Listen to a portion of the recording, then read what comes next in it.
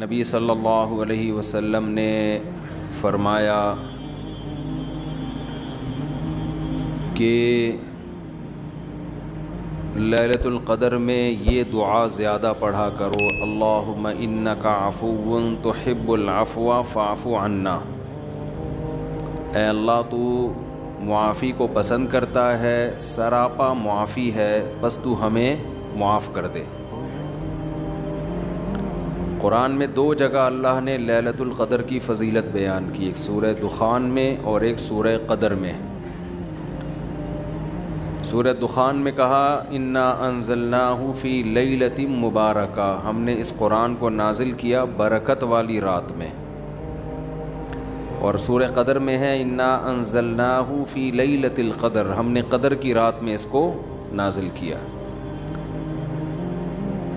اور دونوں جگہ قرآن میں ہے تنزل الملائکۃ والروح فیہا من کل امر باذن ربہم من کل امر، کہ فرشتے اس رات میں اللہ کے حکم کو لے کر نازل ہوتے ہیں۔ اور سورہ دخان میں کہا فیہا یفرق کل امر حکیم، ہر حکمت والے فیصلے اس رات میں کیے جاتے ہیں۔ تو یہ سب لیلۃ القدر کے بارے میں ہے، اس کو لوگ شب برات پر لے جاتے ہیں۔ اور قرآن میں ہے خیر من الف شہر، 1000 مہینے سے بہتر ہے۔ تو اس لیے لیلۃ القدر کو تلاش کرنا چاہیے، ہمیں متعین طور پر وہ بتائی نہیں گئی ہے، بتایا گیا تھا نبی صلی اللہ علیہ وسلم کو، لیکن آپ کو بھلا دیا گیا۔ اس میں حکمتیں ہیں، مصلحتیں ہیں۔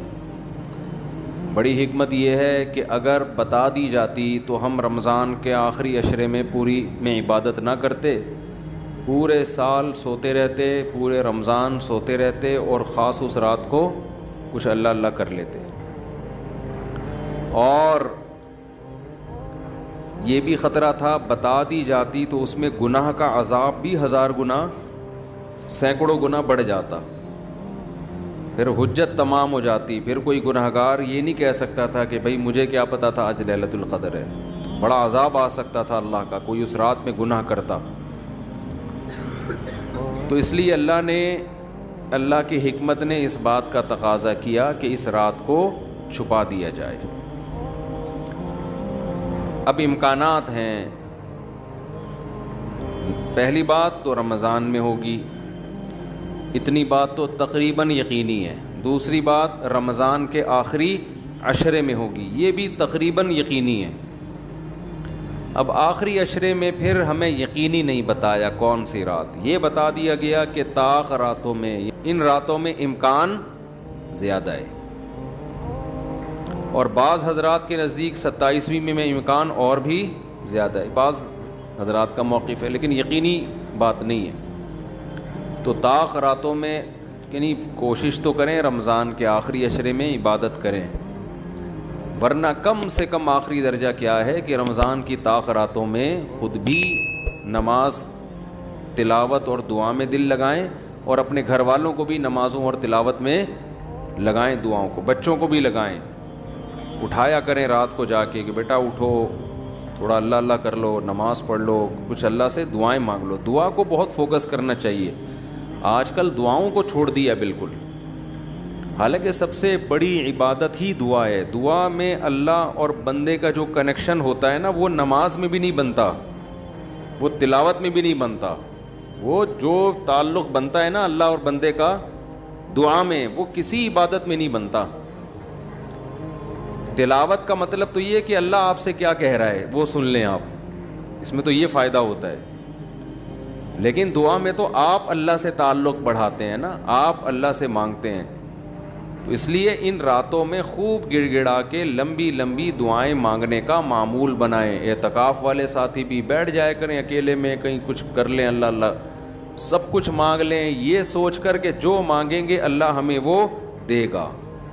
جب انسان مانگتا ہے نا پتہ نہیں ملے گا نہ ملے، تو پھر ملتا نہیں ہے۔ اللہ کہتا ہے جب تیرا میرے بارے میں یہ نظریہ ہے کہ میں دیتا ہی نہیں ہوں، تو پھر مانگتا رہے بیٹھ کے، میں نہیں دوں گا۔ اللہ میں استغنا بہت ہے، اللہ کا معاملہ یہ ہے کہ اللہ میں استغنا بہت ہے۔ اللہ کے سامنے جھکو گے تو وہ چھپڑ پھاڑ کے دے گا.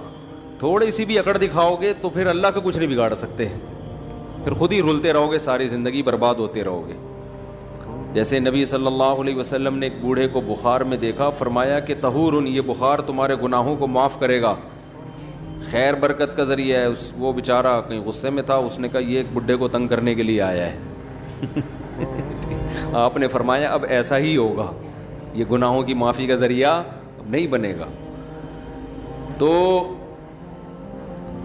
دعا میں مانگیں یہ سوچ کر کے یقینی طور پر اللہ میری دعا کو قبول کرے گا, اور بار بار مانگتے رہیں. مانگیں کیا, یہ بڑی پرابلم ہے, یہ بڑا مسلمان کے ساتھ مسئلہ ہے. بھائی بڑی بڑی چیزیں مانگیں اللہ تعالیٰ سے. سب سے بنیادی ضرورت ہماری کیا ہے؟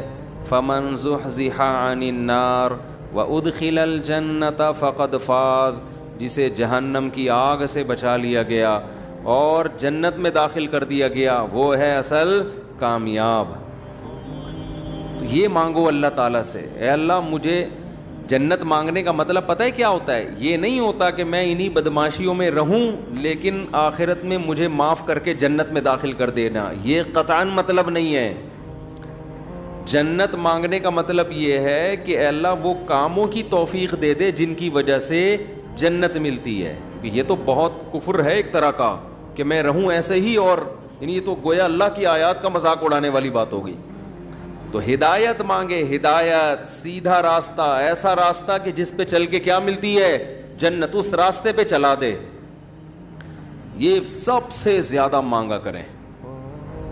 اور جو دین کے کام میں لگے ہوئے ہیں, مبلغین ہیں, علماء ہیں, دینی مدرسے کے طلبہ ہیں, وہ ایک اور دعا بہت زیادہ مانگا کریں, کیونکہ ان کو صرف جنت تھوڑی چاہیے, ان کو تو یہ چاہیے کہ ہمیں اللہ نے پیغمبروں کا وارث بنایا ہے, تو ہم سے اے اللہ تو دین کا کام بہت زیادہ لے لے, جو ہمارا مقصد ہے, ہمارا ہدف ہے. اگر ایک عالم کاروبار کامیاب کر کے چلا گیا تو یہ کون سا تیر مار لیا اس نے, یہ کوئی اس کا اصل کام تھوڑی تھا. ایک عالم شادی کر کے 4 شادیاں کی اور دھڑا دھڑ بچے پیدا کر کے دنیا سے چلا گیا, کام تو یہ بھی اچھا کیا اس نے, لیکن یہ اس کا اصل ہدف, یہ تو کوئی بھی کر سکتا ہے. یہ تو ابو ظہبی کے جو سابق بادشاہ تھے ان کے میرے خیال ہے 100 کے قریب کہا جاتا ہے بیٹے تھے ان کے, دھڑا دھڑ شادیاں کی انہوں نے. وہ لوگ تو پھر طلاقیں دے کے بھی کرتے رہتے ہیں نا عرب بادشاہ, انہیں کوئی نہیں پوچھتا کہ طلاق دے بھی ہم تو آپ اور نہیں, یہ حرکت شروع کر دینا, پٹو گے بہت برے طریقے سے. اور ویسے بھی شریعت میں پسندیدہ کام نہیں ہے طلاق دینا, لیکن عرب لوگوں کے پاس پیسہ بہت ہے, وہ بھائی ایک بیوی کو طلاق دی ہے, بھائی بنگلہ دے دیا, وہ خوش ہوتی ہے, چل بھائی بنگلہ ملا, ایک اور شادی کی, تو ان کے ہو جاتے ہیں 100. تو عالم کا اصل کام کیا ہے؟ اللہ اس سے دین کا کام لے لے. جیسے پیغمبروں کو دنیا میں بھیجا گیا دین کی خدمت کے لیے, وہ اگر وہی نہ کریں تو پھر ان کا مقام اور مرتبہ ہے, ظاہر ہے ان کا مقام کس لیے؟ دین کی خدمت. تو جو دینی مدرسوں کے طلبہ ہیں, علماء ہیں, ان کا تو یہ فرض ہے کہ اتنا مانگے اللہ سے کہ اللہ ہماری صلاحیتیں ضائع نہ ہوں, تو ہم سے دین کا بہت زیادہ کام لے لے. ایک عامی آدمی بھی یہ دعا مانگ سکتا ہے, لیکن طلبہ اور علماء کے لیے اس کی اہمیت زیادہ ہے. تو اس میں ہمارے حضرت یہ دعا بتایا کرتے تھے, اے اللہ اخلاص کے ساتھ کام لے لے دین کا, کیونکہ دین کے کام میں بہت دفعہ ریاکاری آتی ہے. کام دین کا ہوتا ہے لیکن پھر آدمی کی اپنی انا شامل ہو جاتی ہے, اپنی پبلسٹی, میں بڑا بن جاؤں, میری پروموشن ہو, مجھے لوگ واہ واہ کریں, یہ نفس کی خواہش اس میں کیا ہوتی ہے شامل, اور اس سے دین کا کام تو ہو جاتا ہے, آپ کو قیامت کے دن ٹکے کا بھی اجر نہیں ملتا. کیوں؟ حدیث میں آتا ہے ان اللہ رب یؤید ھذا الدین برجل فاجر او کما قال صلی اللہ علیہ وسلم, اللہ بعض دفعہ کسی فاسق سے بھی دین کا کام لے لیتے ہیں. اس کا اللہ کی نظر میں مقام نہیں ہوتا, لیکن بعض دفعہ کام اللہ اس سے لے لیتے ہیں, ہو جاتا ہے, لیکن مقبول نہیں ہوتا وہ. تو اخلاص کے ساتھ دین کے کام کی اللہ توفیق دے. کس کے ساتھ؟ اخلاص. دوسرا عافیت کے ساتھ. دین کے کاموں میں آزمائشیں بہت ہیں, جیلیں بھی ہیں, لوگوں کی صلواتیں بھی ہیں, تو انسان اللہ سے دعا یہی مانگے کہ عافیت کے ساتھ ہو جائے, آزمائشوں میں نہ گھروں میں. اور تیسری بات قوت اور ہمت کے ساتھ. قوت الگ چیز ہے، ہمت الگ. پاور بھی ہو میرے پاس کام کی، کمزور آدمی دنیا میں کام نہیں کر سکتا. تو کام بھی قوت کے ساتھ ہو، پاور کے ساتھ، جاندار کام ہو، کچھ کر کے جاؤں دنیا سے. لوگ کہیں بھائی، لوگ کہیں نہ کہیں، اللہ کہے کہ کچھ کر کے گیا ہے. لوگوں کو بعض دفعہ پتہ ہی نہیں ہوتا، کر کوئی اور رہا ہوتا ہے، کیش کوئی اور کرا رہا ہوتا ہے. تو اللہ کو پتہ ہے، اللہ کہے کہ واقعی تو کچھ کر کے آیا ہے. اور چوتھا، ہمت کے ساتھ. طاقت ہوتی ہے، بہت سے طاقتور ہم نے دیکھے ہیں سستی کی وجہ سے کام نہیں کر رہے ہوتے، پوستیوں کی طرح پڑے رہتے ہیں. وہ پاور بھی ہوتی ہے، بولنے کی طاقت، چلنے کی طاقت، دوڑنے کی طاقت، لیکن کیا ہر دوڑنے والا دوڑتا بھی ہے؟ اس کے لیے ہمت بھی تو چاہیے نا. کمزور میں ہمت ہوتی ہے، طاقت نہیں ہوتی. طاقتور میں، یعنی اگر کمزور میں ہمت ہو، طاقت نہ ہو، وہ بھی کسی کام کا نہیں. آپ میں طاقت ہے مگر ہمت نہیں ہے، آپ بھی کسی کام کے نہیں ہیں. تو ہمت کے ساتھ، تو یہ 4 الفاظ کے ساتھ دعا مانگا کریں. اے اللہ دین کی خوب خوب خدمت لے لے، اخلاص کے ساتھ، عافیت کے ساتھ، قوت اور ہمت کے ساتھ. اتنی خدمت کہ میں دین کے کاموں میں کسی سے پیچھے نہ رہوں، کیونکہ مقابلہ ہے، کمپٹیشن ہے. پہلے میں کبھی یہ دعا مانگتا تھا، بلکہ میں کیا، ہمارے ایک دوست تھے، وہ انہوں نے ہمارے شیخ کو خط لکھا کہ میں یہ دعا مانگتا ہوں، اے اللہ میں دینی کاموں میں سب سے آگے نکل جاؤں، سب کو پیچھے چھوڑ دوں میں. انہوں نے فرمایا یہ سب کو پیچھے چھوڑنے والی دعا ٹھیک نہیں ہے. وہ کہیں گے ہمیں کیوں دعا میں ہرا رہا ہے، تو اپنے لیے مانگنا. یہ ایسا ہی ہے جیسے آپ کہہ رہے ہو اے اللہ مجھے اتنا پیسہ دے کہ وسیم سے زیادہ دے دے مجھے، وسیم مجھ سے پیچھے رہ جائے. تو وسیم کہے گا تو اللہ سے جتنا پیسہ مانگ، مجھے کیوں پیچھے کر رہا ہے اپنے، میں نے تیرا کیا بگاڑا ہے بھائی. تو حضرت نے دعا کے الفاظ چینج کروائے، ان سے کہا یوں نہ مانگا کرو کہ میں سب کو پیچھے چھوڑ دوں، بلکہ یوں دعا مانگو میں کسی سے پیچھے نہ رہوں، مجھے اپنے آگے نکلنے کی فکر ہے، دوسروں کو پیچھے چھوڑنے کی نہیں ہے. تھوڑی سی ورڈنگ صحیح کر لو اپنی. تو یہ 2 دعائیں بہت مانگا کریں. اپنی اولادوں کے لیے مانگ لے، مجھے ایسی اولاد دے دے جو نیک اور صالح ہو، دین کی خدمت کرے. اللہ کی نظر میں دیکھو، آپ کی اولاد مالدار ہے نا، آپ تو خوش ہوتے ہو میرا بچہ کتنا بڑا منگلا. اللہ کی نظر میں اس کی ویلیو 2 ٹکے کی بھی نہیں ہے. اگر اللہ کی نظر میں ان پیسوں کی، گاڑی بنگلے کی کوئی 2 ٹکے کی حیثیت ہوتی نا، تو موسیٰ کلیم اللہ کو اللہ سب سے زیادہ مال دیتا، سب سے زیادہ مال. اور فرعون تانے کیا دیتا تھا حضرت موسیٰ کو؟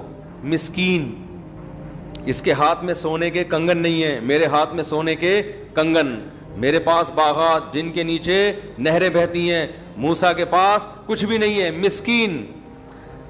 آپ اپنی اولاد کو چاہتے ہو کروڑ پتی بن جائے، دولت مند بن جائے، یہ ابے بھائی مسافر خانہ ہے، لعنت بھیجو یار. بن جائے تو ٹھیک ہے، میں نہیں کہہ رہا ان کو غریب لاوارث چھوڑ کے جاؤ. فوکس کس کو کرو بھائی؟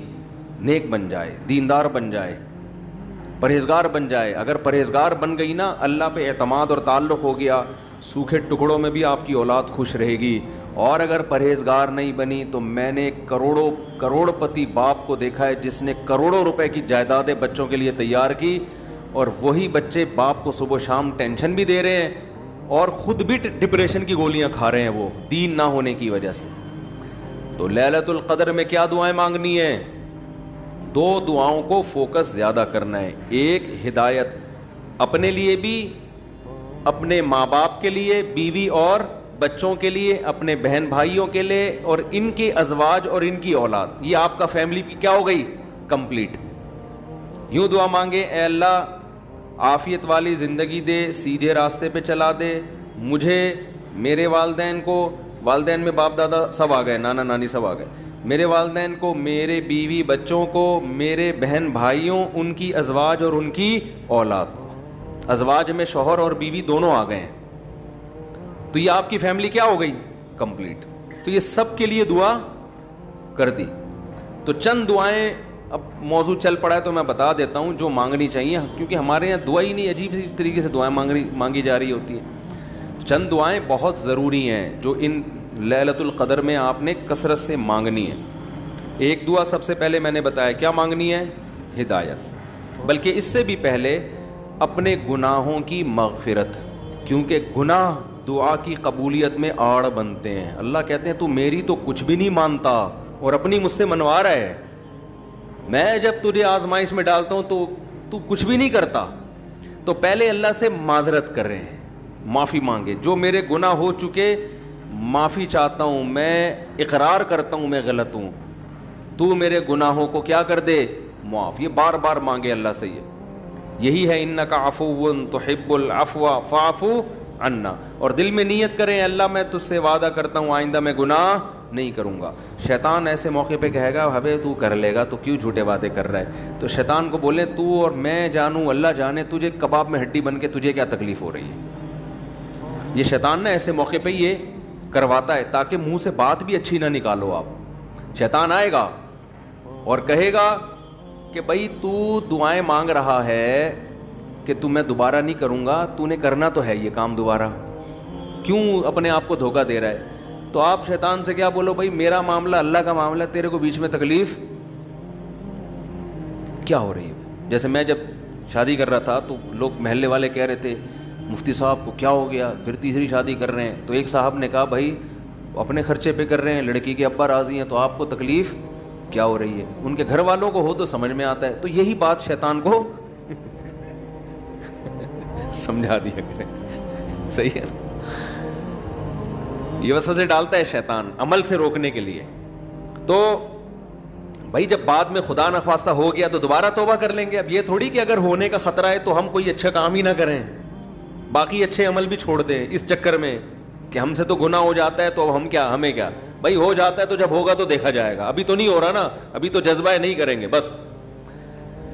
تو پہلے کیا کرنا ہے, گناہوں سے توبہ, اس کے بعد ہدایت کی دعا. سب سے بڑی ضرورت کیا ہے, سیدھے راستے پر چلنے کی توفیق. اس میں اپنے لیے, بیوی بچوں کے لیے, اپنے والدین اور بہن بھائی اور ان کی ازواج اور اولاد, یہ پورا بڑے بڑے رشتے کور ہو گئے اس میں, ٹھیک ہے نا.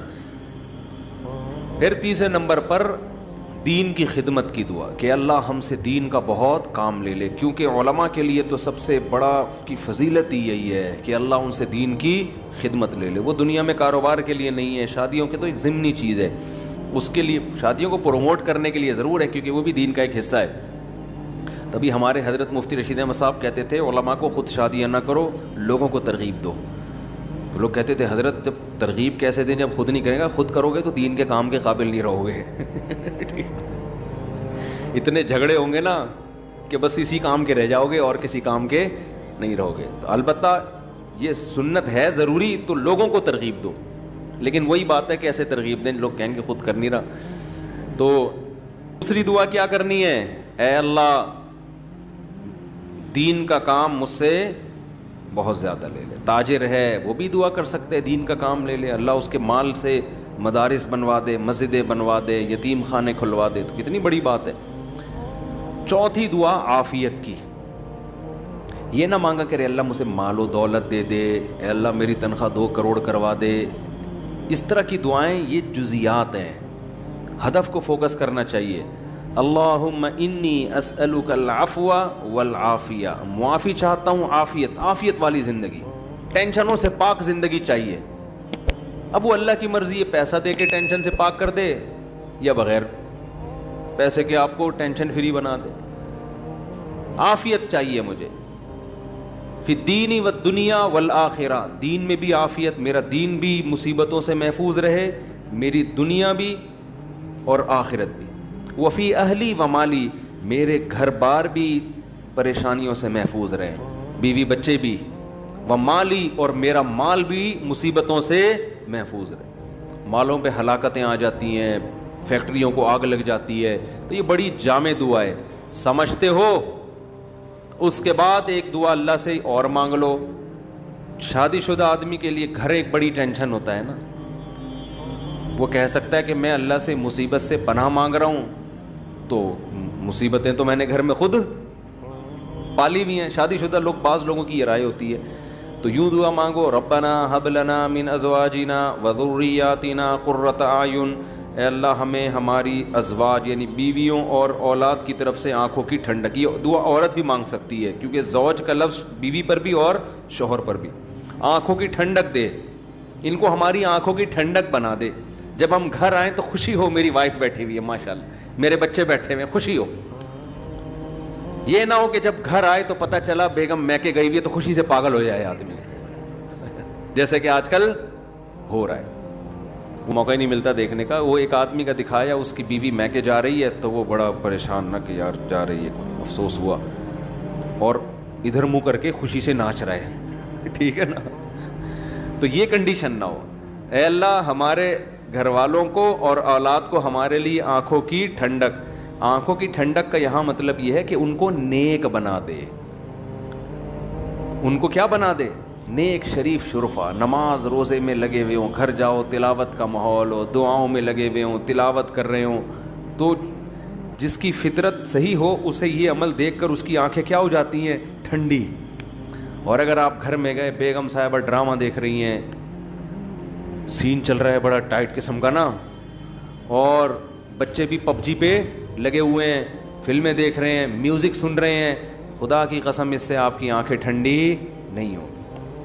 میں لوگوں سے کہتا ہوں اپنی بچی کو اسکارف پہناؤ, پراپر ڈریس پہناؤ, پھر دیکھو کتنی پیاری لگے گی آپ کو.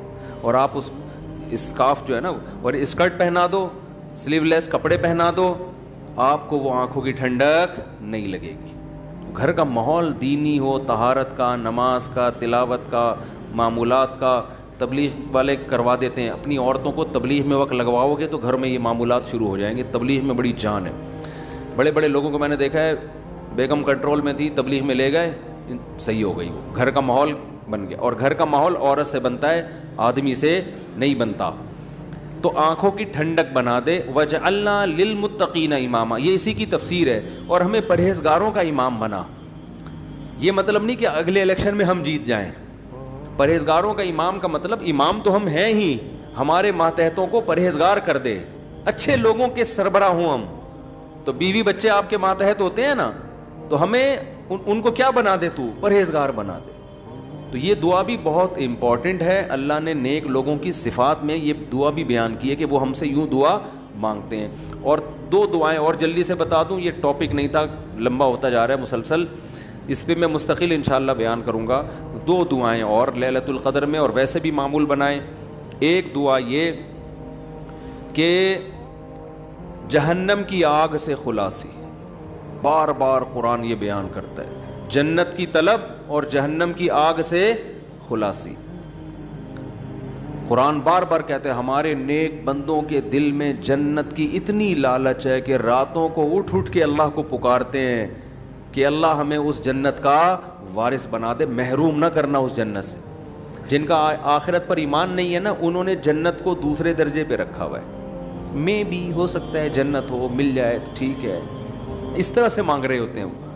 آپ مجھے بتاؤ دنیا میں آپ کو کوئی ایسا پیکج دیا جائے کہ یہ کر لو تو تمہیں پھر اس کے بدلے میں یہ ملے گا, اس میں 1000 گز کا بنگلہ ملے گا, اور ایسا بنگلہ ہوگا, کروڑوں روپے کا بنگلہ ہوگا, اس میں پھر تمہاری بڑی اچھی شادی ہو جائے گی, بہت خوبصورت بیوی ملے گی تمہیں, اور اس میں تمہاری خوراک ایسی ہوگی, تمہاری جوانی 100 سال تک رہے گی, ہیں بھائی, اور تمہیں جناب کروڑوں کروڑوں روپے کی گاڑیاں ملیں گی.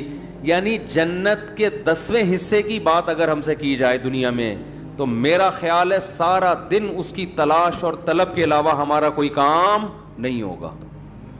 کیونکہ یقین ہے نا, اس دنیا کو دیکھا ہوا ہے, آخرت کو دیکھا نہیں ہے.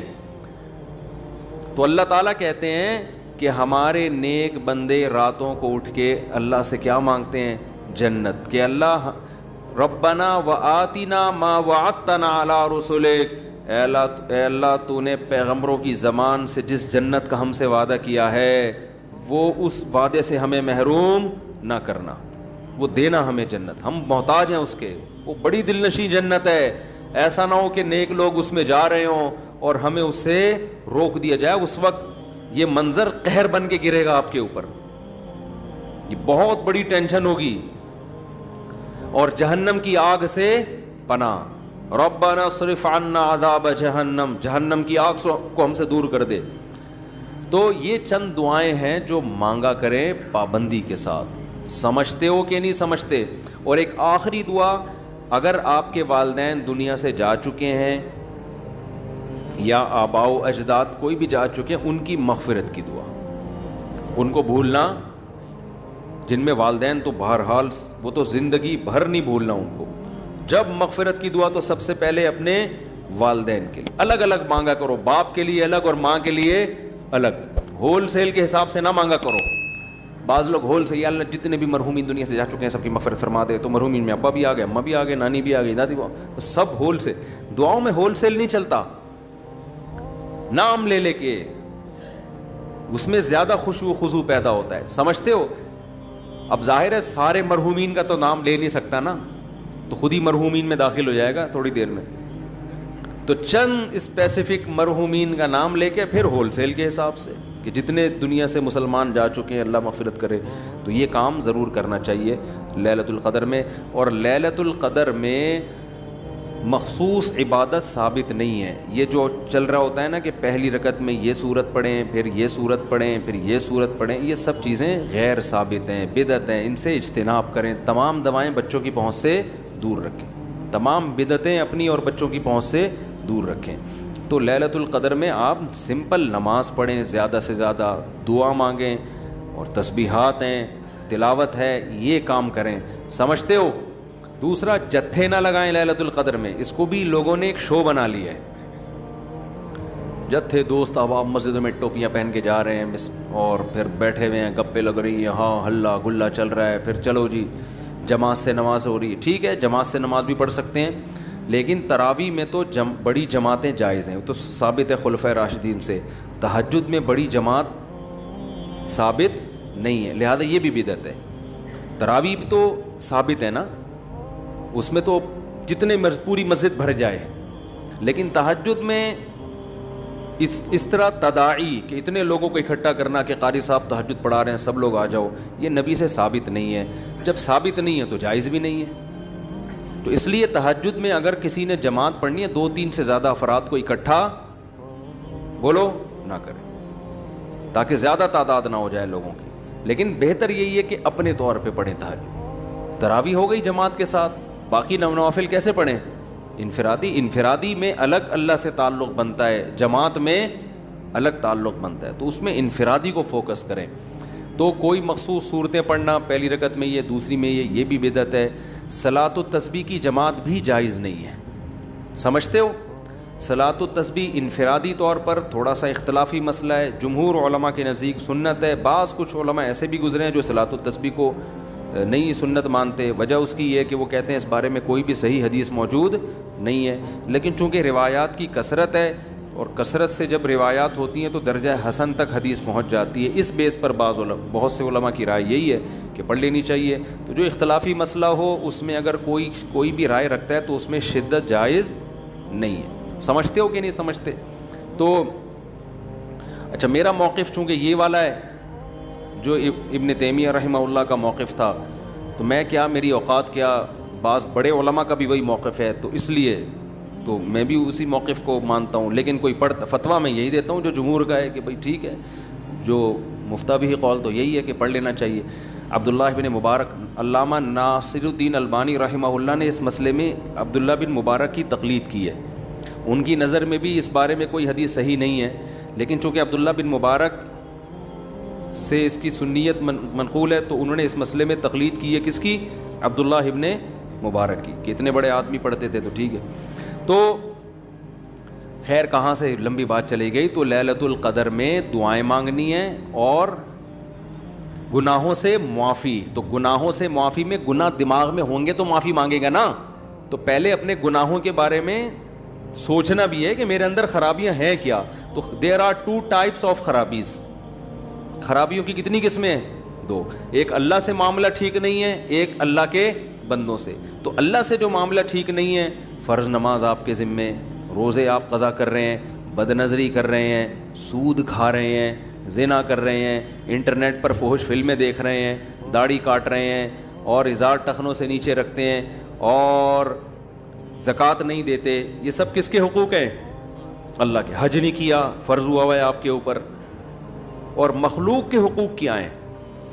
سب سے پہلے دیکھنا ہے وراثت تو پھوڑ پھاڑ کے نہیں بیٹھا ہوا میں کہیں, ابا کا انتقال ہو گیا ویسا تو نہیں میں کسی کا حصہ کھا رہا ہوں. بہن کے حقوق میں آتا ہے نا, وراثت پھوڑ پھاڑ کے بیٹھا ہوا ہے تو وہی سب سے پہلے بہن کی وراثت اس کے حوالے. بڑا بھائی ہے تو چھوٹے بھائیوں کا حق تو نہیں کھا رہا. سمجھتے ہو؟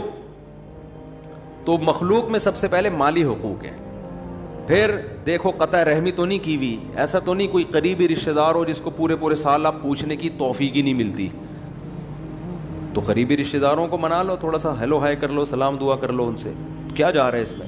تو یہ موٹے موٹے رشتہ داروں کے حقوق یہ سوچ کے اللہ سے توبہ کر لو اور وہ حقوق ادا کر لو. پھر لیلۃ القدر بنے گی. جس طرح سے آج کل لیلۃ القدر منائی جا رہی ہے نا, حالانکہ وہ منانے کی چیز نہیں ہے, لیکن جس طرح سے منائی جا رہی ہے اس طرح تو بھائی ہزاروں لیلۃ القدر آ جائیں تو کیا فائدہ, تھوڑی بہت عبادت کا ثواب تو مل جائے گا, لیکن جو فضیلت ہے گناہوں سے توبہ کی توفیق, اور اللہ تعالیٰ فیصلے کرتے ہیں پورے سال, تو جب جو وراثت کھانے کا ارادہ کر کے بیٹھا ہوا ہو اس کے لیے کیا فیصلے ہوں گے پورے سال, خود سوچ لو آپ. تو یہ تھوڑا لیلۃ القدر کے حوالے سے کچھ باتیں تھیں. اللہ عمل کی توفیق.